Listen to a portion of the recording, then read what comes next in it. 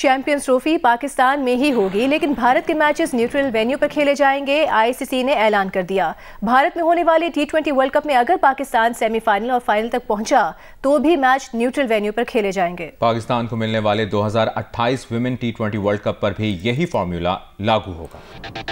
Champions trophy کا معاملہ حل ہو گیا، ایونٹ پاکستان میں ہی ہوگا۔ اگلے 3 سال پاکستان اور بھارت میں ہونے والے آئی سی سی ایونٹس میں دونوں ممالک ایک دوسرے کے گھر نہیں جائیں گے۔ سیمی فائنل اور فائنل سمیت ہر میچ نیوٹرل وینیو پر ہوگا، آئی سی سی نے اعلان کر دیا۔ آئی سی سی کے مطابق فروری میں پاکستان میں ہونے والی چیمپئنز ٹرافی میں بھارت اپنے میچز نیوٹرل وینیو پر کھیلے گا۔ پاکستان کے فیوژن فارمولے کے تحت اگلے برس بھارت میں ہونے والے T20 ورلڈ کپ کا پاک بھارت ٹاکرا اگر پاکستان سیمی فائنل اور فائنل میں پہنچا تو ہر میچ نیوٹرل وینیو پر ہوگا۔ پاکستان کو ملنے والے 2028 ویمن T20 ورلڈ کپ پر بھی یہی فارمولا لاگو ہوگا۔ معروف کرکٹ ویب سائٹ کے مطابق پاکستان اور بھارت کے درمیان آئی سی سی ایونٹ کا نیوٹرل وینیو کا فیصلہ میزبان ملک کرے گا۔ آئی سی سی کی منظوری کے بعد میچز کھیلے جائیں گے۔ ابھی آپ کو بتائیں کہ حکومت اور اپوزیشن کے درمیان مذاکرات کے لیے اسپیکر کی طرف سے اس ہفتے پارلیمانی کمیٹی بنائے جانے کا امکان ہے۔ حکومتی ذرائع کے مطابق وزیر اعظم کی وطن واپسی کے ساتھ ہی پارلیمانی کمیٹی کا باضابطہ اعلان متوقع ہے۔ بات کریں گے اس بارے میں نمائندہ جیو نیوز حیدر شہرازی سے۔ حیدر، بتائے گا وزیر اعظم کی وطن واپسی پر معاملات آگے بڑھیں گے؟ جی، حکومت اور اپوزیشن کے درمیان مذاکرات کا یہ معاملہ ہے، جہاں حکومتی ذرائع کا کہنا ہے کہ اسپیکر کی جانب سے اس ہفتے پارلیمانی کمیٹی بنائے جانے کا امکان ہے اور جمعہ کے روز حکومتی کمیٹی کا اعلان متوقع تھا، لیکن وزیر اعظم کے D8 سربراہی کانفرنس میں مصروفیات کی وجہ سے معاملات آگے نہ بڑھ سکے اور وزیر اعظم کی واپسی کے بعد پارلیمانی کمیٹی کا باضابطہ اعلان متوقع ہے اور پارلیمانی کمیٹی میں اپوزیشن کے 5 یا پھر زائد یا پھر حکومتی اتحاد سے 5 افراد شامل ہوں گے۔ پارلیمانی کمیٹی کو مذاکرات یا حکومتی یا اپوزیشن جانب سے تمام پوائنٹس پر مشاورت اور فیصلوں کا اختیار ہوگا اور ذرائع کا کہنا ہے کہ گزشتہ روز اسپیکر چیمبر میں اسد قیصر اور اسپیکر ایاز صادق کی ملاقات ہوئی تھی اور اسد قیصر نے لابی میں بھی پیپلز پارٹی رہنما راجہ پرویز اشرف سے ملاقات کی اور راجہ پرویز اشرف کا شہرازی آپ نے اس بارے میں آگاہ کیا، شکریہ۔ مسلم لیگ نون کے رہنما سینیٹر عرفان صدیقی کا کہنا ہے کہ پی ٹی آئی کی موجودہ قیادت کچھ بھی طے کر کے بانی پی ٹی آئی کے پاس جاتی ہے تو وہ انکار کر دیتے ہیں۔ پی ٹی آئی کی کمیٹی بانی پی ٹی آئی سے یہ منوا لے کہ وہ صحیح فیصلہ کریں یا غلط، ان کو قبول ہوگا۔ عرفان صدیقی نے مزید کہا کہ پی ٹی آئی کا ٹریک ریکارڈ مذاکرات والا نہیں ہے، پی ٹی آئی کا ٹریک ریکارڈ دھرنوں، لانگ مارچ، ڈنڈوں اور پیٹرول بم والا ہے۔ پی ٹی آئی ایک طرف سول نافرمانی کی دھمکی دیتی ہے، دوسری طرف مذاکرات کی بات کرتی ہے۔ عرفان صدیقی نے سوال کیا کہ یہ جو یونان کے سمندر میں ڈوب جاتے ہیں، کیا وہ اس لیے باہر جاتے ہیں کہ آپ کی کال پر سول نافرمانی کریں؟ پی ٹی آئی کی جو کمیٹیاں طے کر کے خان صاحب کے پاس جاتی ہیں تو خان صاحب کے پاس ویٹو پاور ہے۔ ان کمیٹیوں کے پاس مینڈیٹ نہیں ہوتا۔ 7 کے 7 ارکان اگر انگوٹھے لگا کے یہ کہہ دیجیے کہ ہاں اس چیز پہ ہم نے ایگری کر لیا ہے، کوئی ضمانت نہیں ہے کہ وہ جب 7 وہاں جائیں گے تو خان صاحب بھی کہیں گے کہ ہاں آپ نے بہت اچھا فیصلہ کیا ہے، وہ کہیں گے میں نہیں مانتا، تو بات ختم ہو جائے گی۔ پہلا تو یہ ایشو ہے کہ خان صاحب کو وہ قائل کریں، ایک مینڈیٹ لیں کہ جی ہم غلط فیصلہ کر کے آئیں یا ٹھیک فیصلہ کر کے آئیں، آپ کو ماننا ہوگا۔ دوسرا یہ ہے کہ ایک ٹریک ریکارڈ ہے پی ٹی آئی کا، اور ٹریک ریکارڈ مذاکرات والا نہیں ہے، وہ دھرنوں والا ہے، وہ لانگ مارچز والا ہے، وہ ڈنڈوں والا ہے، وہ پیٹرول بموں والا ہے، وہ الجہاد والا ہے، مارو مر جاؤ والا ہے، لاشوں والا ہے۔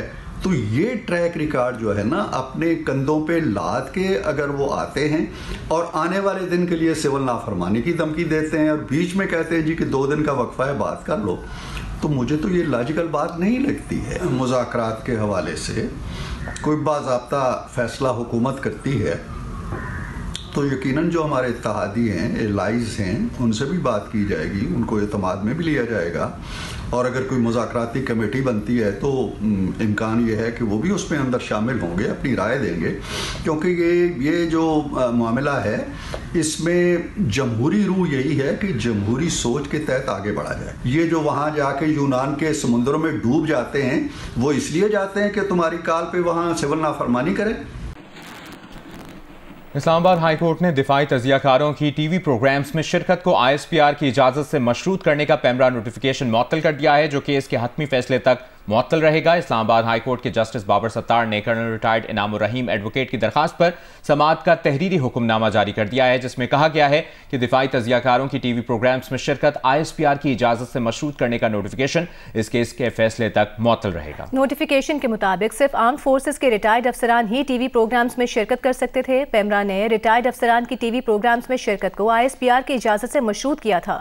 17 دسمبر کو پیمرا کی جانب سے وکیل عدالتی سماعت میں پیش نہیں ہوئے اور معاون وکیل نے سینئر وکیل کی طبیعت ٹھیک نہ ہونے پر التوا کی استدعا کی۔ عدالت نے آرڈر میں لکھا ہے کہ اب تک کی عدالتی سماعت میں دیے گئے دلائل کی بنیاد پر پیمرا کا نوٹیفیکیشن معطل کیا جاتا ہے، جو کیس پر فیصلے تک معطل رہے گا۔ کیس کی آئندہ سماعت 11 فروری کو ہوگی۔ ایسوسی ایشن of electronic media editors and news directors نے پاکستان میں میڈیا کی آزادی کی صورتحال کو تشویشناک قرار دے دیا۔ وزیر اعظم شہباز شریف، بلاول بھٹو زرداری سمیت سیاسی قائدین سے مطالبہ کیا ہے کہ ملک میں آزادی اظہار رائے پر پابندیوں کی صورتحال کا سنجیدگی سے جائزہ لیں۔ ایمن نے جاری بیان میں کہا کہ ادارتی پالیسیز کی ناپسندیدگی کے باعث بعض میڈیا اداروں کے اشتہارات بند کر کے انہیں کاروباری نقصان پہنچانے کے سلسلے کا آغاز ہوا ہے، جس سے میڈیا کا ادارہ اور صحافی براہ راست متاثر ہوں گے۔ پیمرا ربر اسٹیمپ کے طور پر کام کر رہا ہے، جو ٹی وی چینلز کو دباؤ میں لانے کے لیے ہر روز غیر قانونی نوٹسز جاری کر رہا ہے۔ ایمن نے صحافیوں کے خلاف مقدمات کے قیام اور انٹرنیٹ کی بندش پر بھی تشویش کا اظہار کیا۔ کہا اخلاقی اور قانونی پابندیوں کی آڑ میں صحافیوں کے خلاف نوٹسز جاری کرنے اور مقدمات قائم کرنے کا سلسلہ جاری ہے، جبکہ انٹرنیٹ سروسز کی بندش، تعطل اور سوشل میڈیا ایپس میں خلل سے صحافی اور میڈیا کے ادارے براہ راست متاثر ہو رہے ہیں۔ وفاقی وزیر منصوبہ بندی اور ترقی احسن اقبال نے چین کے نائب وزیر ٹرانسپورٹ لی ینگ سے ملاقات کی ہے۔ اس موقع پر احسن اقبال نے کراچی حیدرآباد سیکشن ML1 اور کراکرم ہائی وے فیز 2 منصوبوں کے جلد آغاز پر زور دیا اور بلوچستان میں ماشخیل تا پنجگور شاہراہ کی تعمیر کی تجویز دی۔ چینی نائب وزیر ٹرانسپورٹ نے اس تجویز سے اتفاق کیا۔ گوادر بندرگاہ اور نئے ایئرپورٹ کے درمیان ایکسپریس وے کی تعمیر پر بھی اتفاق ہوا۔ ملاقات میں کراچی حیدرآباد نئی موٹر وے کی تعمیر کے لیے فیزیبلٹی جلد شروع کرنے پر بھی اتفاق ہوا۔ احسن اقبال نے چین کے ایکسپورٹ امپورٹ بینک کی صدر سے بھی ملاقات کی۔ ملاقات میں وفاقی وزیر نے امید کا اظہار کیا کہ اسپیس سینٹر کے منصوبے کی بھی جلد منظوری دے دی جائے گی۔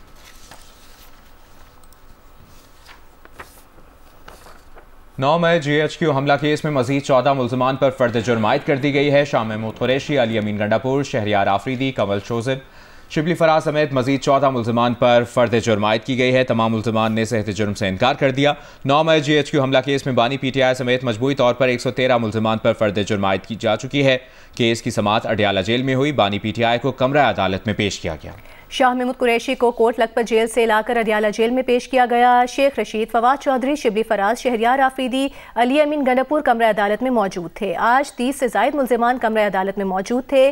کیس کی مزید سماعت 21 دسمبر تک ملتوی کر دی گئی۔ شاہ محمود قریشی، کنول شوزب، علی امین گنڈاپور کی طرف سے بریت کی درخواست دائر کی گئی ہے۔ بریت کی درخواست پر ATC جج کل سماعت کریں گے۔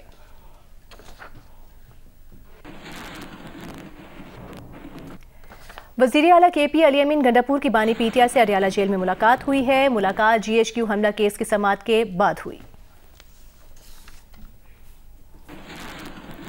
بھارت سے ہندو یاتری واہگہ بارڈر کے راستے لاہور پہنچ گئے ہیں۔ ام فروہ کی یہ رپورٹ دیکھیں۔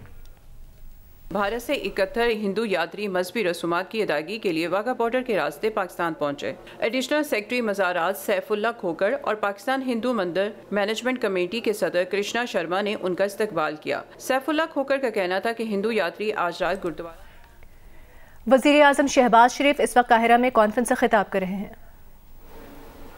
عبد الفتاح el-Sisi, President of the Arab Republic of Egypt, heads of state and governments, esteemed delegates, excellencies, ladies and gentlemen, assalamu alaikum, and a very good afternoon. On behalf of the people of Pakistan, I would like to express my deep gratitude to you, Mr. President, for holding this special session to debate ongoing atrocities, killings of innocent people in Gaza and Lebanon at the margins of D8 summit. And it is more so important, Mr. President, that while we speak, we are passing through very difficult and turbulent times. As the trail of Israel's unrelenting atrocities after wreaking havoc in Gaza has now spread into the West Bank, Lebanon, and Syria, igniting a fire that threatens to engulf the entire region with its sparks reaching Iran, Iraq, Yemen, and beyond. What has been transpiring in Gaza since October 2023 is one of the darkest chapters of modern history. It is a colossal human tragedy unfolding on an unimaginable scale. Israel's deliberate and inhumane targeting of the people of Gaza and Lebanon with intensifying savagery has resulted in a relentless massacre that blatantly violates international law, UN resolutions, and ICJ directives. Excellencies, history will bear witness to these pages tainted in the blood of innocents. Neither will it forgive those who are perpetrating such heinous crimes, nor will it spare those who have chosen to remain silent in the face of these terrible, unprecedented atrocities. Ladies and gentlemen, Pakistan has consistently condemned in the strongest possible terms Israel's naked aggression against Gaza, the West Bank, Lebanon, as well as Syria. Equally condemnable is the demonization of UNRWA by Israel. This must be stopped, as UNRWA operations offer the sole lifeline to millions of helpless victims of Israel atrocities in Gaza and the West Bank. Pakistan has consistently advocated for a just, comprehensive, and lasting two-state solution as the key to enduring peace in the Middle East, anchored in international law and in line with the relevant United Nations Security Council and OIC resolutions. A viable, sovereign, and contiguous state of Palestine should be established based on pre-1967 borders with Al-Quds Sharif as its capital. Pakistan supports all international mediation efforts for the achievement of immediate ceasefire, and in that we deeply appreciate the efforts of the state of Qatar and Egypt.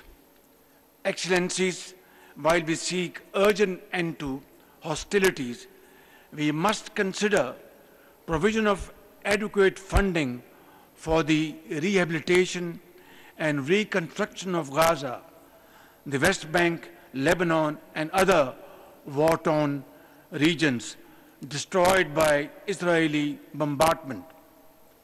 Pakistan is among those countries that have dispatched relief goods for Palestine through Egypt and Jordan. This relief work must be continued to ensure the survival of the millions of war affectees, including the vulnerable women and frail children, through these harsh and hard winter times. Excellencies, as I conclude, I must emphasize at the top of my voice that the world must respond, and respond now, to the echoes and shrills of the innocent people of Gaza that speak louder than any statistics or reports, calling out for mustering our collective strength and resolve to liberate them from Israel's barbaric military and political hegemony and put an end to this prolonged historic catastrophe. Excellencies, we must listen. Listen to the voices of thousands of orphans, widows, children, those who have lost their limbs, those who cannot stand on the feet for the rest of their life, those who have lost everything, their houses, their livelihood, their families. We must listen to their voices. वज़ीर-ए-आज़म शहबाज शरीफ Cairo में गजा और लबनान की सूरत हाल पर खुसूसी इजलास से खिताब करें।